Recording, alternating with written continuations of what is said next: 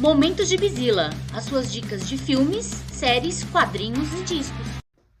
Pois é, senhoras e senhores, que rufem os tambores. Sabe os títulos em português daqueles filmes gringos que chegam no Brasil e que a gente adora tirar um sarro, adora falar como diabos eles chegaram neste título, como diabos The Hangover virou Se Beber Não Case. Pois é, tem pessoas por trás disso, pessoas criando esses títulos.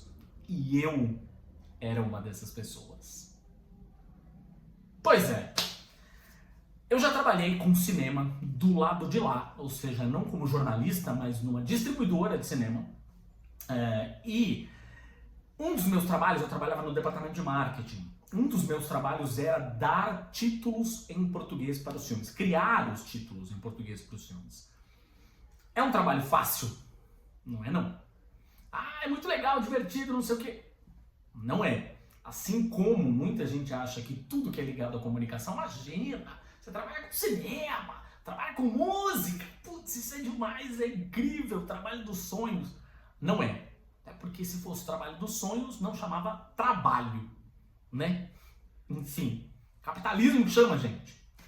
Bom, vou contar pra vocês alguns dos filmes que eu batizei pra poder dar um pouquinho aqui do meu currículo. Vou colocar os pôsteres aqui do lado, tá? Pra vocês relembrarem. Então, Shoot 'Em Up, que é um filme maravilhoso com o Clive Owen e com o Paul Giamatti e a Monica Bellucci, virou Mandando Bala. Eastern Promises, um filme sensacional com o Viggo Mortensen, virou Senhores do Crime. Outro filme com o Viggo Mortensen, A History of Violence, virou Marcas da Violência comigo. Fracture, que é esse filme sensacional de crime e suspense com o Anthony Hopkins e o Ryan Gosling, virou Um Crime de Mestre. Tem um clássico que eu amo de paixão. Wedding Crashers, a comédia, o Vince Vaughn e o Owen Wilson, virou comigo Penetras Bons de Bico. Sim, esse título fui eu que dei. E óbvio, eu também sou culpado de alguns lançamentos diretamente para home video, né? Ou seja, para o mercado de locadoras, quando ainda existia, mídia física, né, tal. Alguns filmes que não passavam pelo cinema, que iam direto para esse mercado. Por exemplo, uma das continuações do Bud, sabe aquele filme, aquela série de filmes com aquele Golden Retriever, né? Que, enfim, passou pra cacete na sessão da tarde aqui no Brasil. Tomara que você que esteja assistindo saiba o que é sessão da tarde, né? Porque, enfim, nem todo mundo vai saber. Pois é.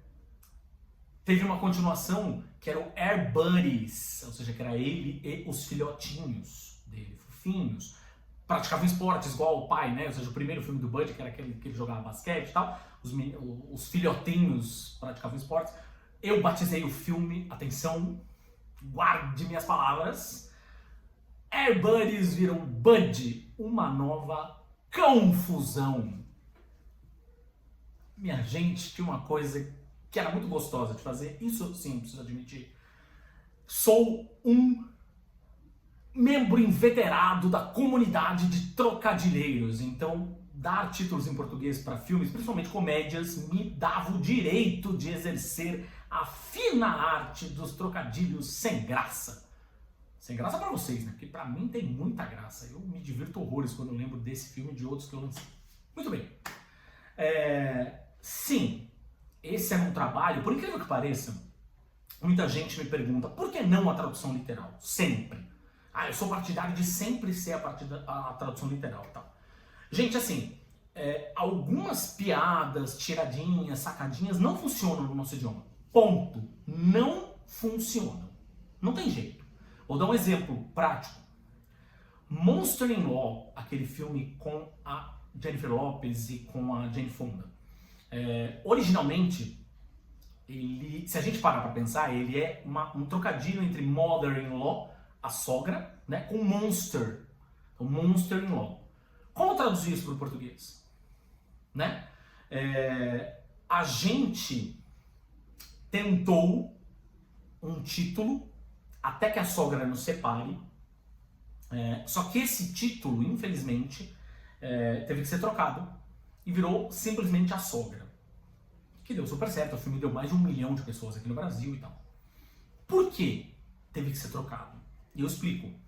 Porque uma das nossas orientações, toda vez que a gente chegava num título, esse título que a gente vai é esse, beleza. Eu criava uma listona com 20, 30 títulos possíveis. Tinha uma votação no departamento de marketing, todo mundo participava, ou seja, quem ia lançar o filme no cinema participava, quem ia ser responsável pelo lançamento do filme lá na frente em home video também opinava, todo mundo do marketing de alguma forma opinava. Chegava-se num título final, e esse título eu tinha que checar, se já tinham outros filmes sido lançados, principalmente recentemente, com títulos iguais ou parecidos, mas também tinha que checar na Biblioteca Nacional se tinham livros, peças de teatro brasileiros, tá? Que tinham esse título já registrado, né? E até que A Sogra Não Separe já tinha uma peça de teatro, por exemplo.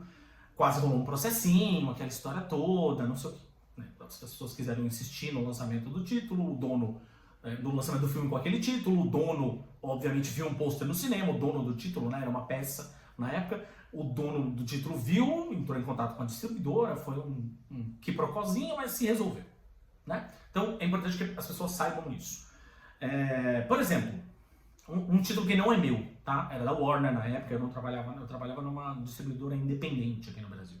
Mas que, quando eu comecei a trabalhar com eles, tinha os direitos de lançamento dos filmes da New Line Cinema. Então tinham filmes muito grandes que acabavam caindo na minha mão. Tinha muitos filmes pequenos, independentes, aqueles, de novo, com cara de filme de vídeo, não sei o que, né? Acho que a gente hoje talvez tenha um pouco menos de percepção do que é um filme com cara de vídeo, né? A galera que é da geração de streaming talvez entenda como aqueles filmes que o Netflix lança, por exemplo, não faz muito barulho, não faz muito alarde, né? Ou seja, aqueles filmes de ação meio genéricos e tal. Isso era um filme de vídeo na época. Mas vou falar de um exemplo aqui que não é meu, tá? Inception, do Christopher Nolan. Como traduzir isso? É um título difícil pra cacete de traduzir. E tem que ser, no fim das contas, tem que ser, no fim das contas, uma coisa vendável. Né? Você tem que fazer um pôster, tem que fazer um comercial de TV, aquela coisa toda, e tem que ser vendável. Né? Tem jeito. Pessoas traduziram para A Origem. É ruim? É bom? Mas pelo menos de alguma forma conversa com o título original. Pode não ser uma tradução tão direta, mas conversa. Né? Enfim. Cara, tem muitas adaptações que eu defendo, tá? Então, por exemplo, sei lá, O Poderoso Chefão, por exemplo. Né? Cara, muito mais forte e intenso, muito mais de acordo com a realidade do filme do que efetivamente O Padrinho, The Godfather, né? Apertem os cintos que o piloto sumiu. O nome do filme em inglês é Airplane. Você imagina o que ia acontecer se um besterol desse, clássico, fosse lançado nos cinemas brasileiros com o título de Avião? Gente, ninguém ia assistir esse filme, né? Police Academy, Academia de Polícia. Algum gênio teve a ideia de transformar em Loucademia de Polícia. Genial! Genial! Ou seja, muito mais forte, muito mais, né? Sei lá, a gente tem, por exemplo, um exemplo de We Are the Millers. Um filme relativamente recente, com o Jason Sudeikis do Ted Lasso e com a Jennifer Aniston do Friends. Você imagina, vão lançar esse filme como Nós Somos os Millers. Ou seja, eles são uma família que se monta, no fim das contas, de uma maneira fake para poder passar como uma família meio de margarina para poder vender drogas, né? Basicamente. Tem um carregamento de maconha. Ele tem um grande... A principal história do filme é essa. Tem algumas subtramas, mas a principal história do filme é essa. Nós Somos os Millers. Que bosta, hein? Vamos lá. Se fosse essa a tradução, não foi. Obviamente, algum gênio deu ao filme o título de Família do Bagulho. Gente, maravilhoso. Incrível, incrível. Simplesmente sensacional essa solução. Simplesmente sensacional. É engraçado porque muitas pessoas reclamavam sobre... Tem um outro caso interessante. Que foi, eu lembro que ali já tinha as redes sociais efervescentes, bombando, e eu lembro que foi uma polêmica, que era um filme do Seth MacFarlane. Seth MacFarlane, o criador da família da pesada, né?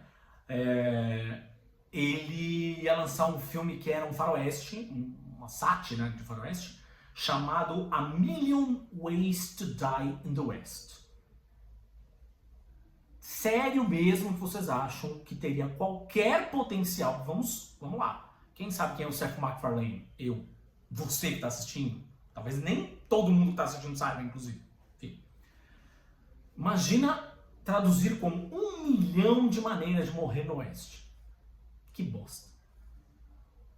Sem apelo comercial nenhum. Nenhum. Não se esqueçam, um filme, principalmente esses hollywoodianos, ele precisa de alguma forma ser vendável. Ele é um produto. Capitalismo, a gente que chama, né? Goste você ou não, goste eu ou não. A escolha não existe, tá? Virou aqui no Brasil 1 milhão de maneiras de pegar na pistola. Tô olhando minha colinha aqui, tá? Pra eu não esquecer, né, os nomes dos filmes. 1 milhão de maneiras de pegar na pistola. Você gostou? Diz aí nos comentários se você gostou. Que eu achei uma solução ótima. Pode não ter sido a melhor, pode não ter sido a minha preferida. Se eu tivesse que ser o responsável pela tradução desse título, eu teria usado essa solução? Não sei. Não gosto de julgar o trabalho do amiguinho, né? Mas enfim, é isso. A gente precisa lembrar que o público de um filme no cinema é muito mais amplo do que o cinéfilo, é muito mais amplo do que o nerd que entende ali os bastidores dos filmes e tal, não sei o que. É muito mais amplo do que isso, né? Então não tem jeito. A gente precisa pensar numa coisa que seja mais, de fato, mais vendável, né? Aí tem uma outra coisa nesse lance dos lançamentos de filmes, que é os lançamentos, o batismo, na verdade, o batismo dos filmes em português, que é o infame subtítulo. Pois é, a gente sabe que aqui no Brasil as pessoas adoram o subtítulo, né? Footloose, Ritmo Louco. Ghost, Do Outro Lado da Vida. Por quê? Porque no fim das contas, assim, é um título que é um título curto, simples, fácil de lembrar, mas o subtítulo serve para dar um pouco de contexto. A palavra footloose é fácil, footloose. Você pode nem saber o que significa, mas é uma palavra fácil. É que nem Matrix. Matrix se manteve Matrix por uma razão muito simples. É uma palavra curta e fácil de decorar.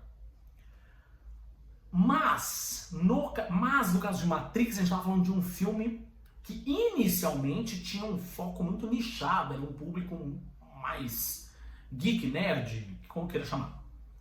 Porque depois se ampliou, né? O filme estourou e virou tudo que virou. Mas Footloose, por exemplo, vou manter. Às vezes a distribuidora lá de fora, uma coisa que eu fazia com os títulos que eu fazia aqui, né? A gente tinha que mandar esses títulos para aprovação, principalmente quando era uma distribuidora grande. No meu caso, quando era a New Line Cinema, imagina, é um estúdio da Warner, é um estúdio que lançou O Senhor dos Anéis, né? Era um estúdio grande. Então a gente tinha que mandar uma aprovação lá. E aí eles davam ok ou não. Eu mandava uma justificativa, né? Explicava o título em inglês e mandava uma justificativa. Acho que nunca, eu fiquei 4 anos, depois saí, voltei, fiquei 1 ano e pouco. Uns 5 anos, eu fiquei mais ou menos 5 anos e pouquinho nesse trabalho. Eu não me lembro de verdade de ter tido algum retorno negativo, né? Ou seja, eles virarem para mim lá fora e dizerem não pode usar esse título. Mas pelo contrário, eu cheguei a ter alguns retornos dizendo que eles iam usar este título ou adaptações desse título em outros mercados. Porque no fim das contas a gente, dos mercados fora dos Estados Unidos, a gente acabava se conversando também. Né? Ou seja, quando estava muito difícil chegar numa solução de um título aqui no Brasil, a gente ia ver, putz, o pessoal no México, eles lançaram com que título? Vai que tem alguma ideia ali que a gente pode adaptar. Sei lá, na Argentina, na Colômbia, né? Ou seja, quais podiam ser soluções que a gente podia tentar trazer aqui. Então, a gente ia um pouco atrás disso. Mas, de qualquer forma, precisava ser algo que conversasse com a realidade do público brasileiro, ponto 1. E ponto 2, que conversasse, novamente, com um público que é o público mais amplo do cinema. E não o nerd de cinema, não o cinéfilo. Não, assim, era levar a pessoa que adora o Kevin Bacon, por exemplo, para assistir um filme no qual ele tá lá dançando. E ninguém fazia muita ideia do que se tratava, no fim das contas, que a palavra footloose significava. Em alguns casos, a gente recebia uma orientação de fora. Eu sei que, conversando com amigos do mercado, eu sei que foi assim com Matrix, vi uma orientação de fora para, não, esse título não pode ser mexido. Ele precisa ser o mesmo título para todos os mercados. A gente está vivendo uma realidade hoje, inclusive, que tem muitas das principais distribuidoras, a Disney principalmente, que querem manter os nomes das suas propriedades em inglês em todos os territórios. Por isso que, no fim das contas, por exemplo, existe uma orientação para que a Sininho se torne Tinkerbell, em qualquer que seja o território, inclusive no Brasil, e que o Caco dos Muppets se torne Kermit. Jamais será! Jamais será Kermit! Veja você. Mas enfim, de qualquer maneira, quando vinha uma orientação dessa, a gente tinha que tentar encontrar uma maneira de fugir, né? Ou seja, putz, como que eu faço para adaptar algo tão inglês assim para o mercado brasileiro? E aí as pessoas inventavam os tais dos subtítulos, né? Quando eu estava lançando algo, falando muito agora do nosso mercado mais geek, né?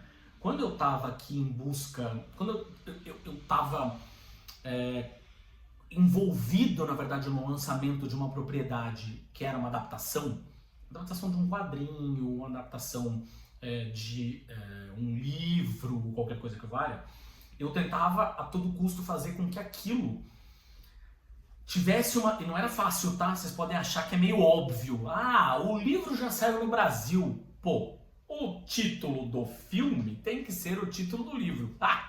Não é bem lógica assim não, tá? A não ser que seja aquele livro que é uma explosão de sucesso, né? Ou seja, 50 tons de cinza. É óbvio que seria esse o título do filme. Mas nem sempre era o caso. Eu tive, por exemplo, sei lá, eu falei de A History of Violence, né? Quando eu cheguei nessa distribuidora para trabalhar, esse título tinha sido comprado em Cannes, no festival de cinema, que tem o festival de cinema que a gente conhece, as pessoas vão lá assistir os filmes, aquela história toda, os lançamentos, não sei o quê, mas em paralelo existe uma feira em que estão sendo vendidos internacionalmente os direitos de filmes, grandes, médios, pequenos, tanto faz, para outros mercados. E aí o time de vendas aqui do Brasil tinha ido para lá, já tinha comprado esse filme, o A History of Violence, que é baseado numa história em quadrinhos, mas era uma história em quadrinhos inédita no Brasil, então não tinha base de comparação. E quando eu cheguei, ele já estava batizado Anjo da Morte. Péssimo. Quem já assistiu ao filme vai pensar péssimo, péssimo, dramático, uma coisa que lembra, sei lá, quase uma história sobre o nazismo, sabe? Tipo, não podia estar mais longe da realidade aqui. Então, me pediram para pensar numa segunda opção. E a History of Violence não é importante, tá? Esse history não é história, é histórico. Um histórico de violência, né? Ou seja, que tem a ver com a história do personagem no filme. Mas, putz, um histórico de violência é uma merda de tradução, né? Por isso que eu pensei em algo, o que pode ser relacionado, só para vocês entenderem a lógica, por exemplo, como se chegou no título em português. De que maneira eu podia pensar em algo que fosse análogo a um histórico, ou seja, algo que você carrega com você. Cicatrizes, marcas. Então, por isso, marcas da violência. Mas eu tive outros casos, por exemplo, sei lá, Coração de Tinta, que é um filme com o Brendan Fraser, que já tinha sido lançado aqui no Brasil. O livro já tinha sido lançado aqui no Brasil, então eu lutei, que as pessoas, o livro é pequeno, ninguém sabe do que se trata, foda-se, vamos trocar esse nome, não sei o quê. E eu falei, o Inkheart, né, que é Coração de Tinta. Eu falei, não, vamos. Não sei se vocês sabem a história do pai, né, que ele lê os livros e o que ele lê, os trechos que ele lê, ele traz para a realidade. Ele descobre que a filha dele tem os mesmos poderes que ele e tal. E aí eu lutei muito para que este filme se chamasse Coração de Tinta. Falei, luta em glória. Mas eu tive que ceder num subtítulo. Então tiveram que meter um subtítulo de O Livro Mágico. Então ficou Coração de Tinta, O Livro Mágico. Você gosta? Você não gosta? Aí são outros 500. Trabalho, né, gente? É isso que chama. E eu tive um caso que foi também da trilogia, que no fim das contas só teve um filme só teve um, né? Que é da trilogia Fronteiras do Universo, que depois virou a série, muito boa, inclusive, recomendo pra caralho, com a Laura Kinney, que é a X-23, né, do MCU, e com o nosso professor Xavier, né, enfim, e com uma galera. O filme a série é muito legal, tá no HBO Max. Mas ela virou um filme antes, não sei se vocês se lembram, que era uma produção com a Nicole Kidman, com o Daniel Craig e tal. Foi lançado só o primeiro, eles pensaram em fazer 3, indo na mesma onda do Senhor dos Anéis. Foi bem pra caralho aqui no Brasil, por incrível que pareça, o primeiro filme. Mas o segundo nunca saiu do papel, porque o filme não foi bem lá fora, né, internacionalmente. Aqui no Brasil, acho que foram uns 2 milhões de espectadores, 3 milhões, não sei o que. Na época era um número bastante expressivo. E esse eu não falei o título porque eu tô escondendo o jogo, porque no fim das contas, assim, o livro, quando saiu aqui, se chamava A Bússola Dourada. Não se chamava Bússola de Ouro.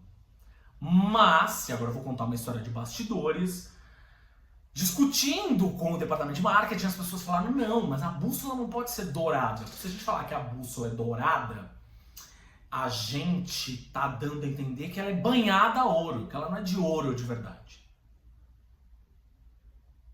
Sim, a discussão foi essa mesmo. No fim, o filme foi lançado como uma bússola de ouro e aconteceu o inverso. A editora do livro original aqui mudou o título do livro para A Bússola de Ouro.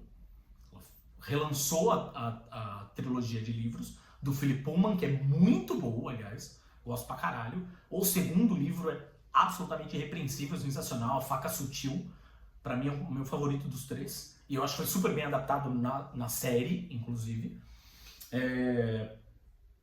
A série, acho que, se não me falha a memória, mas é isso, são 3 temporadas, cada uma tá adaptando um dos livros. Bem fechadinha, bonitinha, não precisava nem ir muito além disso.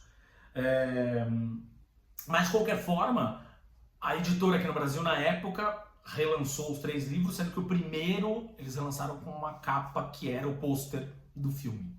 E aí já mudando o título dele e tal. A gente também passava por essas coisas, não é mesmo? Pois é, isso é um pouco da minha história enquanto batizador de filmes em português. Gostou? Dá like. Se tiver alguma dúvida, joga aqui nos comentários.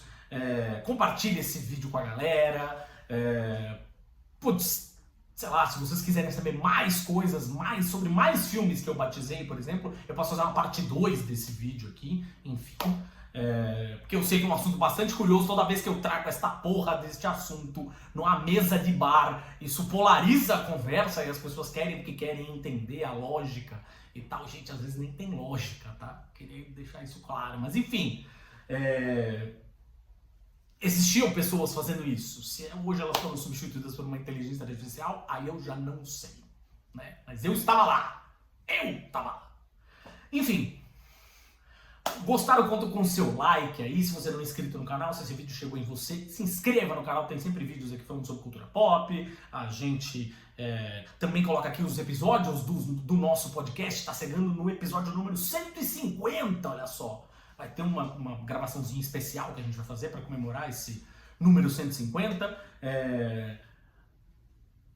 Enfim, faça parte da nossa família. Imagina se pega no olho. Obviamente tem aqui os links para você acessar as nossas redes sociais, para acessar o nosso site, o gibzilla.com.br, que a gente também publica coisas sobre cultura pop lá. Você sempre vai ver vídeos aqui, vídeos mais longos, vídeos mais curtos, tanto faz, mas tem lá texto, old school texto, sabe? Tá lá. Também a gente faz isso. Enfim, tem conteúdo para todos os gostos. Tá bom?